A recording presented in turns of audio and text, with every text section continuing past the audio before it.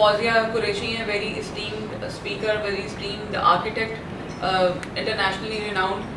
Please welcome her. Ma'am, the house is open for you. Please speak. Thank you so much. Can you all hear me?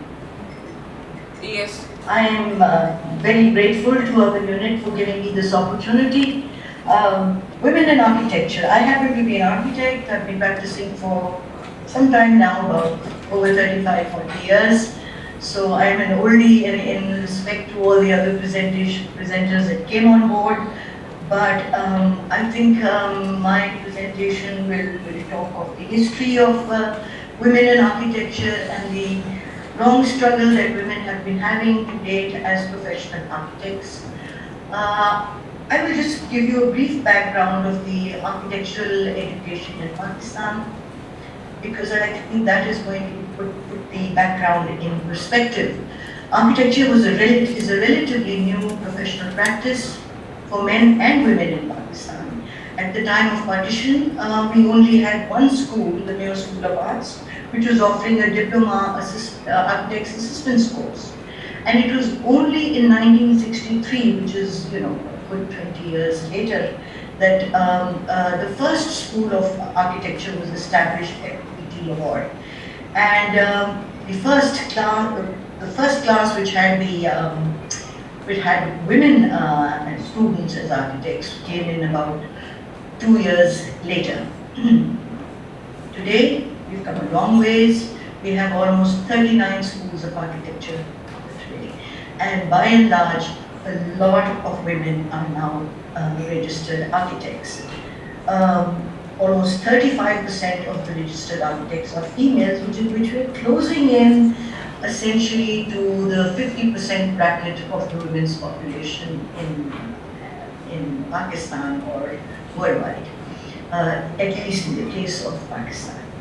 Not to mention the fact that, of course, the numbers of architects that are currently in practice compared to the large population of over 200 million, we are way, way behind in the kind of role that architects or planners, for that matter, which Sanya will vouch for me also, is very limited.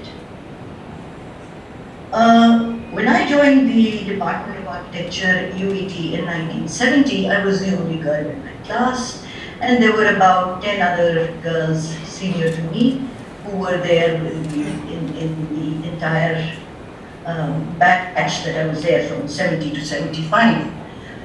Today, of course, when I spoke to Neelam Naz, who's the dean of the UAT, and of course, my own career as a teacher at NCA for over 35 years, we have seen the gradual increase in the number of female architects students, and that has gone to not only over 50%, but in the case of UET, it is over 90%. What I was informed last time by Neelam was that in the first year, there were 44 female students and only one male student. And that speaks volumes for where women are coming in and into the professional field. From a minority of female students in the schools of architecture, the numbers of female students today are a majority. Considering that 99% of the students are females, and these are primarily what the admission tests for most schools of architecture. You have an exclusive entry tests, which includes drawing and the students' proficiency in language or in mathematics or the sciences. The intake, particularly in the public sector universities, is based on merit in FHQ results. The result is the females are doing far better academically, and therefore they stand a better chance of getting into the schools of architecture. After graduation, a large number pursue postgraduate course studies abroad, and in my experience when I was teaching, I retired about 11 years ago in 2011. I can easily say that from every class that I taught, at least one, if not more, of my female students did pursue postgraduate studies abroad. And today we see a large number of female architects are playing a significant role as directors of firms. They're also there in construction companies. They're also heading construction companies, architects who are continuing be directors and or lead CEOs in construction companies. I'm just going to quickly go through some notable women architects. I think all of you are probably familiar with Yasmin Nari, a role model. She's today for us a role model for all of us, and not just for architects, but for the entire country. She is a recipient of the prestigious INPAO award. She's a conservationist. She's worked in heritage. Heritage is something which is very close to me. I've done a lot of work on heritage conservation, and so for me, she is a role model, and she's been known as her role in as a lead in Heritage Foundation, doing humanitarian relief, particularly when the 2005 earthquake took place. She was my role model then too, and we sort of followed her and continued to pursue all the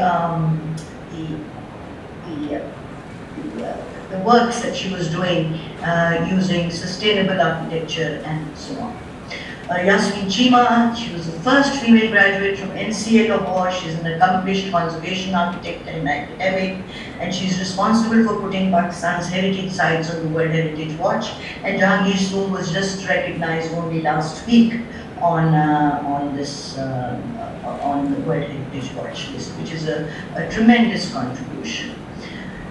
How can we not remember Parveen Rahman Marmoon?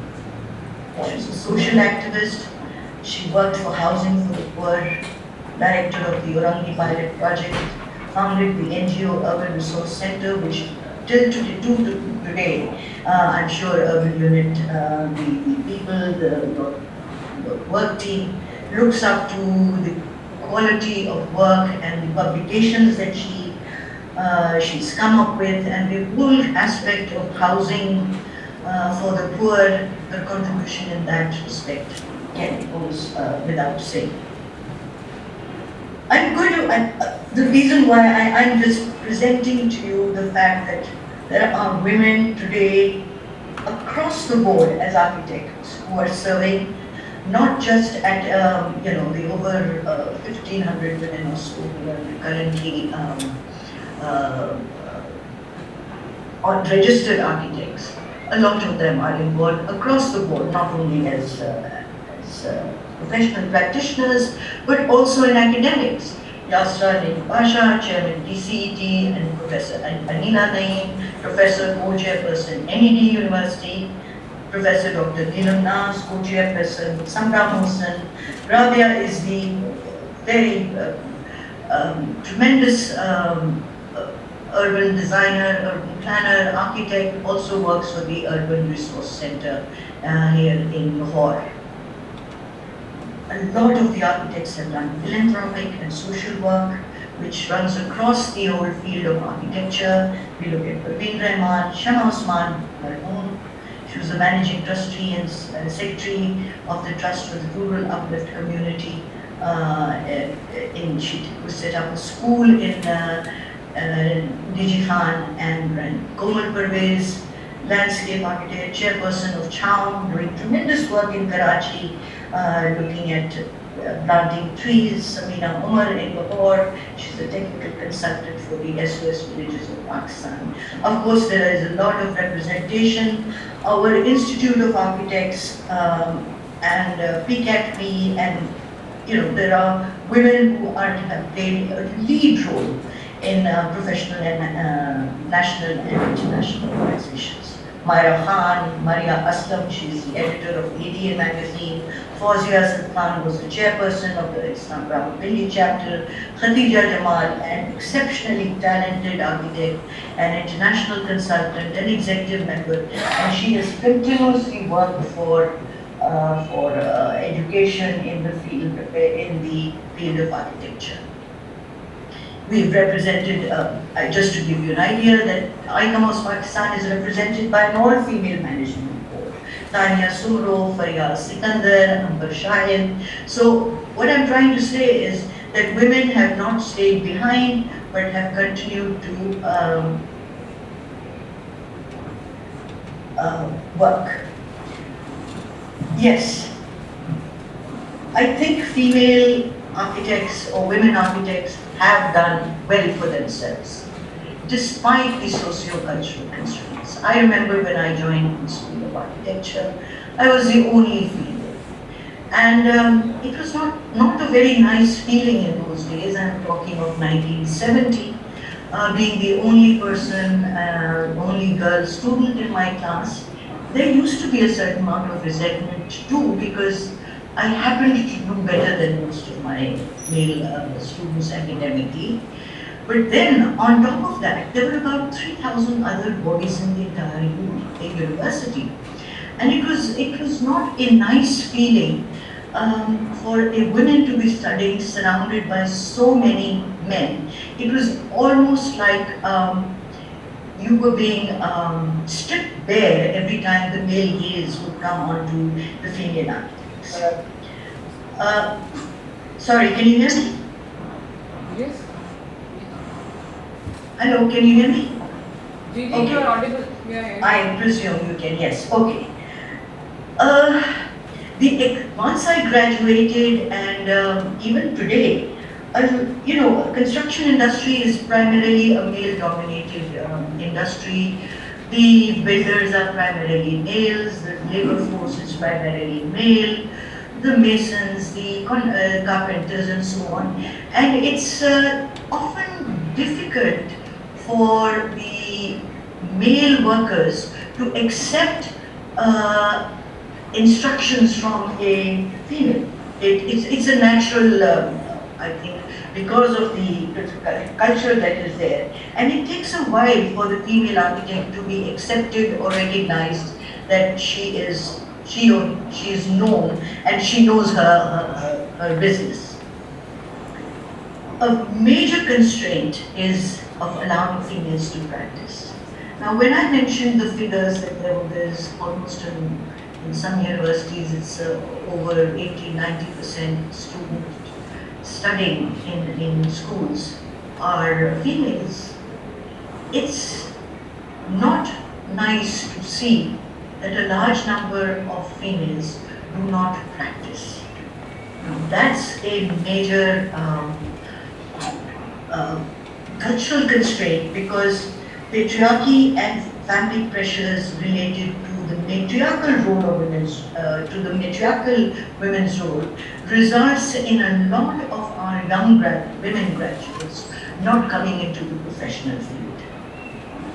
On top of that, professional firms very often hesitate to hire women.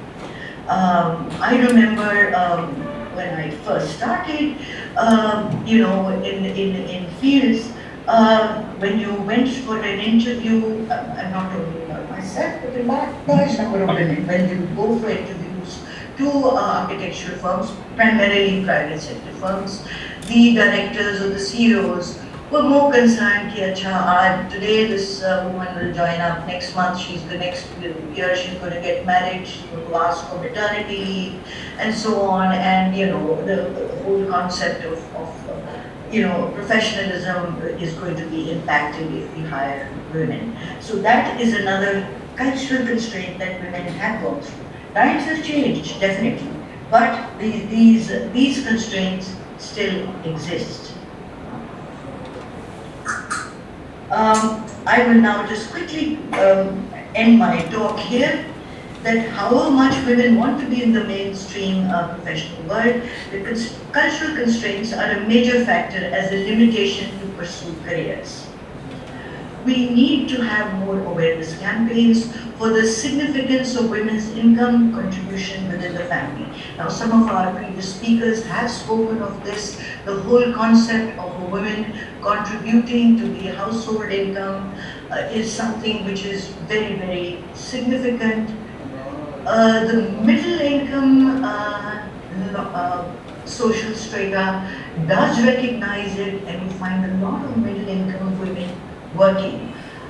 In the upper income group, we find a lot of women who do not, this statistic may need to be verified, but I do find women themselves are their own enemies because they seem to be looking at, there is a dependency factor, to put it for a better word, where they feel that, being a housewife or being dependent on their males, particularly if they're better off, they may continue to work as social workers or on the social side, but as professional architects, you find a lot of women in the upper income category not really pursuing their careers as professional architects. A very important aspect that comes into this particular issue is the public sector universities are making major investments in the education of women, considering that public sector universities provide subsidized education. And if the 90% of the female population, which is going through public sector education in schools, are not going to be practicing and putting their knowledge into professional work post-graduation, this is a major loss of the country's resources and the taxpayers' money.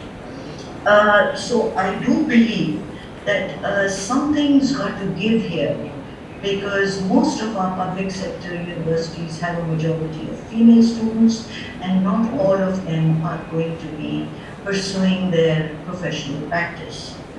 I would like to pose this question to all of the audience who's listening, as to what do you think is the answer to that? Should parents be able to sign a bond at admission that the student will practice for a certain period of time? It is like when you get a scholarship, a public sector scholarship, you are expected to retire for an education or something. You're expected to put in a certain amount of, return that money by putting in a certain amount of professional work. So,